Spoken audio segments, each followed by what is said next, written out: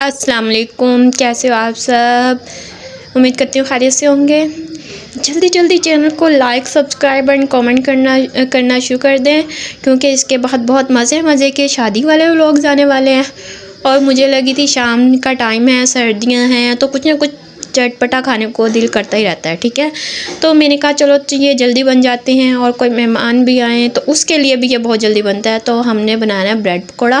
Bread pakora में हमने बेसन लिया, ज़्यादा बेसन नहीं लगता है इसमें, बिल्कुल थोड़ा सा लगता है। अगर आपके घर में ब्रेड और बेसन तो घर में, और नमक मिर्च घर में ऑलरेडी पड़ा होता है, तो 2 मिनट लगते हैं झटपट और सबको बहुत पसंद आते हैं। तो इसमें हम थोड़ा सा बेसन लेंगे, फिर उसमें हल्की सी मिर्च डालेंगे, हल्का सा नमक डालेंगे, और फिर इसको पानी डाल के इसका एक अमेज़ा सा बना लेंगे। इतना पतला बना लेंगे कि उसमें ब्रेड के ऊपर ये सारा लग जाए। ये देखें इसकी कंसिस्टेंसी मैं दिखा रही हूँ कितनी होनी चाहिए।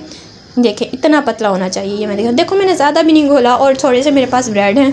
फिर मैं फ्रिज में गई तो थोड़े से ब्रेड पड़े थे, वो मैं उठा के ले आई थी, और इससे बहुत मज़े के ये बन गए थे। और इतना यम्मी वाले बने थे ना, इतने यम्मी वाले बने थे क्या बताऊँ, मुंह में पानी आ रहा है। फिर ये जो ब्रेड थे, हाँ हमने ब्रेड को 2 हिस्सों में तकसीम कर लिया था, कट कर लिया था, क्योंकि मेरे पास टोटल थी 4 से 5 स्लाइस पड़ी थी। ब्रेड भी ख़त्म हो रहा था, और अगर कोई मेहमान आ जाए तो इसलिए फिर मैंने और मंगवानी थी ब्रेड।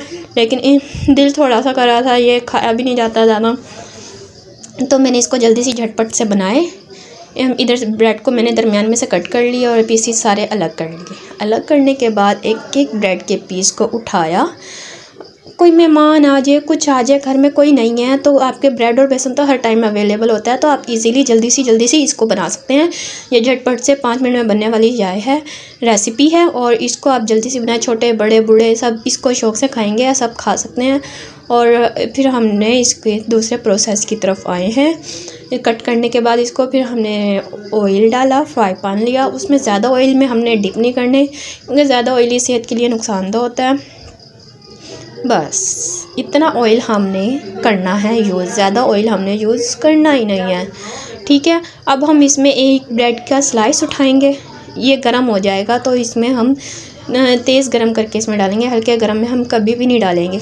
एक ब्रेड का स्लाइस उठाएंगे और उसको इस बेसन जो अमेज़ा बनाया था उसकी कंसिस्टेंसी मैंने आप लोगों को दिखाई थी कि कितनी होनी चाहिए। ये देखें, इसमें ना ब्रेड का ख़राब होता है ना कुछ। हाँ, लेकिन हाथ धो के कीजिएगा। मैं इधर हाथ धो के अनहाइजेनिक कली नहीं बना रही हूँ। इसको मैं थोड़ी सी साफ़ सफाई का ख्याल रख के इसको बनाया गया है, तो आप लोग भी रखिएगा। अगर आप लोगों को ये अच्छा लगे तो आप लोग ज़रूर ट्राई करेगा, और ट्राई करके कमेंट में ज़रूर बताइएगा कि आप लोगों को कैसा बने। ऐसे ही एक एक करके हम सारे बना लेंगे, ऐसे इसको फ्राई कर लेंगे, और ये मज़े की ब्रेड पकौड़ा बन के तैयार हो जाएंगे।